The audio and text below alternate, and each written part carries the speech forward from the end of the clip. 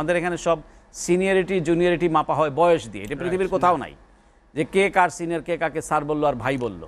কিন্তু আমার মনে হয় সিনিয়রিটি জুনিয়রিটি হওয়া উচিত তার মেধা স্কিল দিয়ে। যদি সেটা হয় তাদেরকে, এবং অনেক মেধাবী, আপনি এক একটা ছাত্রের কথা শুনলে মনে হয় মানে আমরা এই সময় কি করেছি এবং তারা কি করছে, এবং একটা সরকারকে মানে একদম ফেলে দিয়েছে লিটারেলি।